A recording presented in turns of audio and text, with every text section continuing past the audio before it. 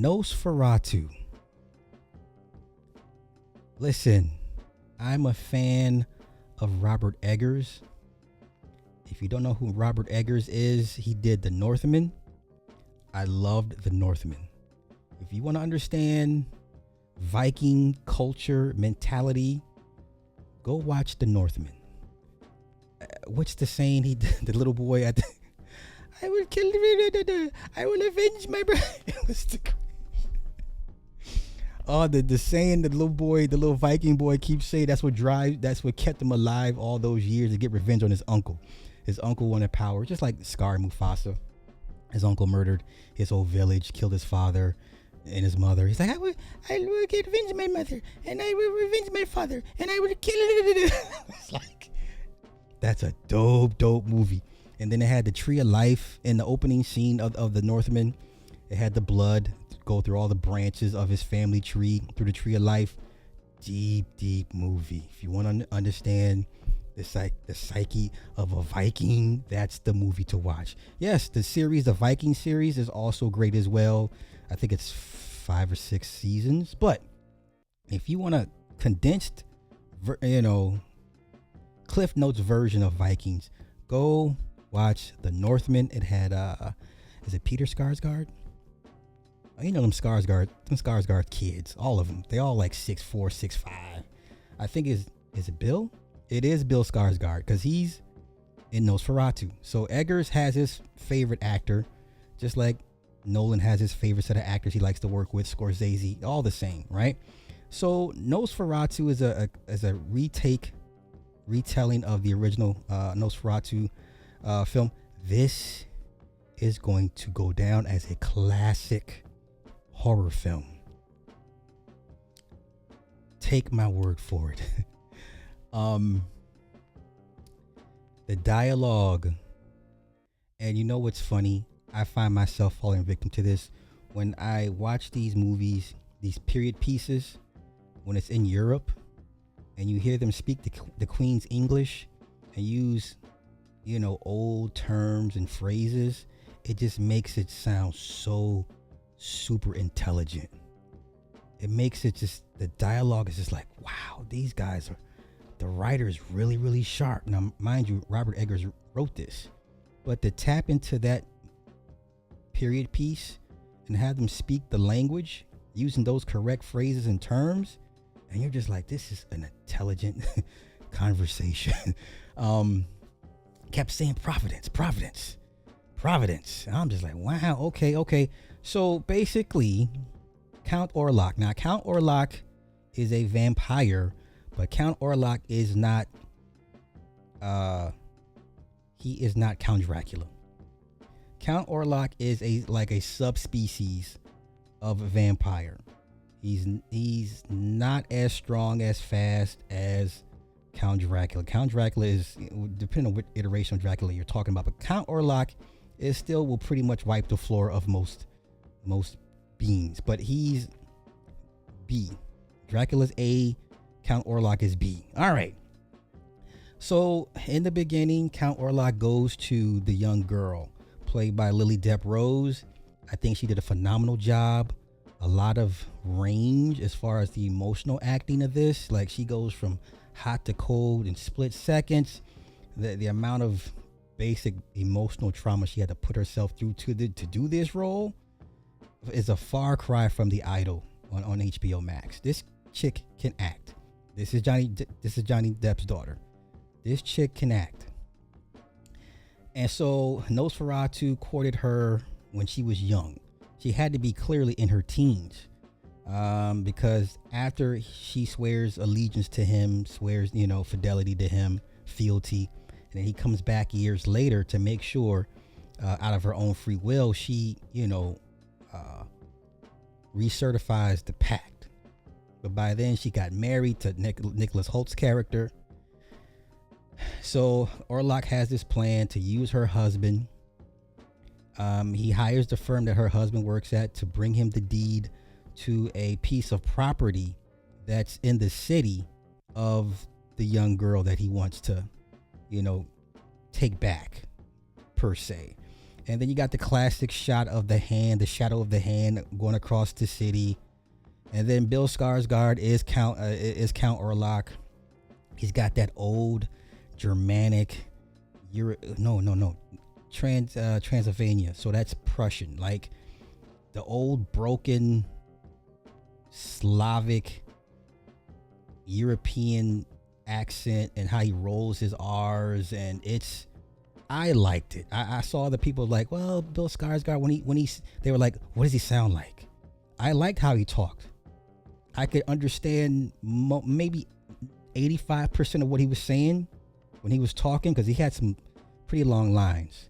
But every time he spoke, it's like, oh shit, okay, this is okay, what? Okay, yeah. And just the way he was speaking in that old tongue. And then so he comes to her in her dream. She's like, I don't want you to leave. It's all bad. I got a bad feeling that everybody's gonna die, and I was happy in death and all this. Crazy. So the husband goes out 6 weeks. He goes to Count Orlok's castle, but before that he meets these gypsies. They steal his horse, and they're like, hey, don't go to that, don't mention that castle's name, because the gypsies know what time it is, right? They don't live too far from, their base camp was not too far from the Count's castle. Then he's walking because he stole his horse, and then this carriage, these black horses with no driver, just pull up on him. And the way they introduce the horses with the carriage, it's like a heartbeat, right? He's walking, he stops he's at a four corners, right? The crossroads. Yeah, the crossroads. And then you hear this deep heartbeat, and then you see these horses with this carriage, and the way they gallop is on time with the heartbeat. And then they pull up, and these big black horses. Oh my God, it's a beautiful scene, beautiful shot. And then the door opens up, and he gets in, and they take him to the castle, followed by the wolves, these big black wolves. And he finally meets the Count, and the Count's just like, just punking him the whole time he's there. Don't call me Lord. You honor my bloodline, which I'm from. Lord. Yes, my Lord. Yes, my Lord. I mean, just punk this dude didn't stand a chance, and then eventually signs the deed for the money because his employer said, hey, if you secure this deal, because it's a real estate firm, he said, hey, if you secure this deal for us, we'll make you a partner, you'll make more money, blah blah blah. So then he signs the paperwork, but then subsequently the Count bites him and feeds off of him and pushes him into a state of madness and paranoia. At one point, he goes down he breaks in the underground, sees his coffin, and sees Count Orlok, in the coffin. Count Orlok gets up, all just, basically full of just, he's deteriorated. He's got boils and just, right? He flees the castle. He's found by some nuns. And then later on the other side, his wife is staying with friends, and this is where Aaron Taylor Johnson comes in. So he's wealthy to do whatever, and so after the deal's secured, right, Orlok takes his ship, and then he kills everybody on the crew. He has a bunch of rats with him because he brings the plague. Crashes into the port. The ship full of rats infests the city with bubonic plague. So everyone's just dying and throwing up blood. And this is a great film. And then he had a servant. I forget the servant's name. The one guy. There's always the human that wants to work for the undead. He's like, it's the one guy, and he breaks out of jail and kills some chick. Oh, the scene where he has the pigeon. He's rubbing the pigeon, and then literally, you can tell it's a real pigeon. Now they say he actually did that. He actually bit the head off of. It was a real pigeon.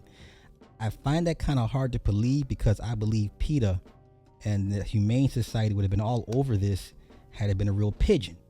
But they're saying for all intents and purposes, this man literally bit the head off of a real pigeon.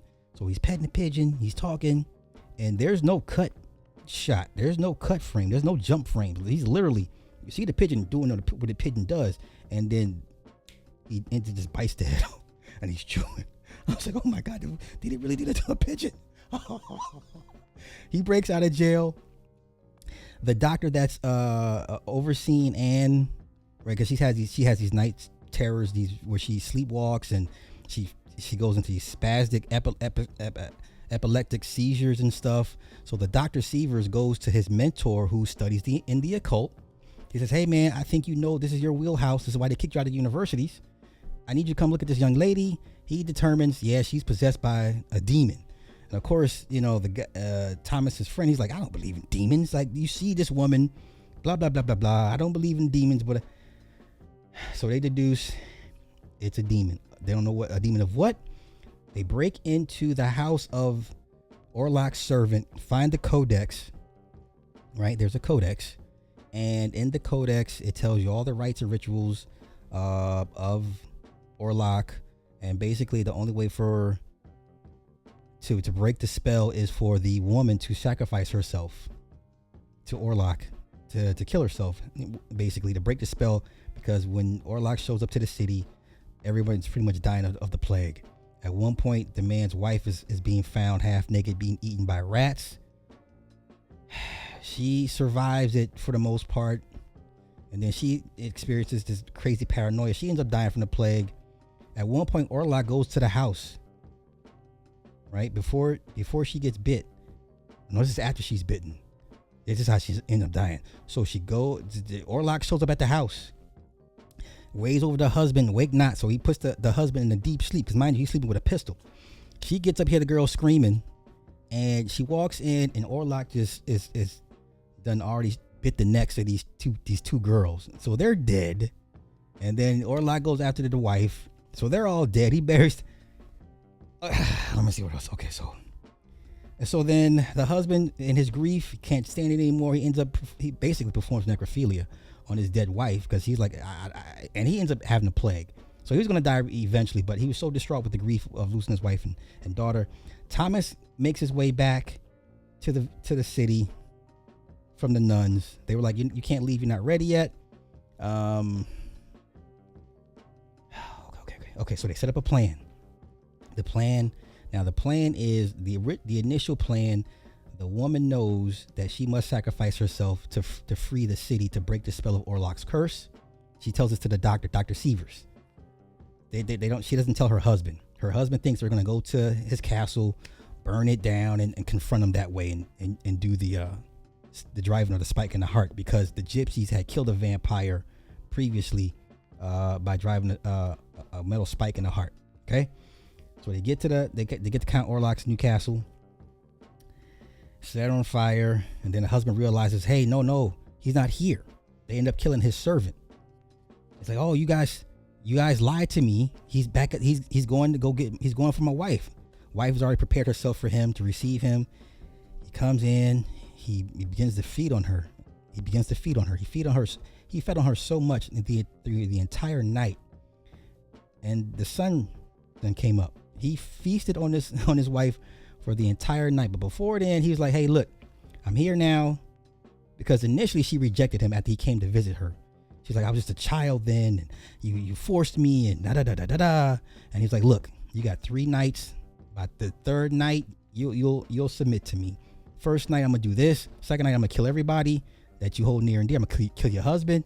By the 3rd night, you're gonna submit. So that's the 3rd night. He shows up. He's like, you swear yourself to me again? She's like, yeah, okay. So the compact, they call it the compact. The compact is fulfilled.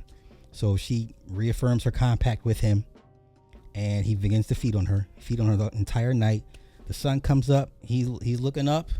And she brings him back down for him to keep feeding while he is basically dying in the sunlight.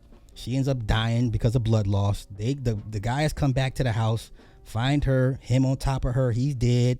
And her last dying breaths, the husband, he holds her hand. Now, in the 2nd act, when she's having her manic episodes and spats, there's a point where she's like, you'll never be able to touch my body the way he does.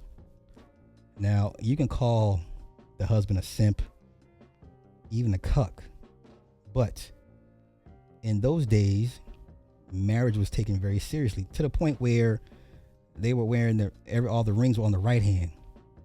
Okay, that's how period accurate this movie is.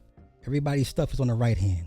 Okay, and so they have sex, and she's like, yes, let him see our love, how much you love me, whatever case may be. And the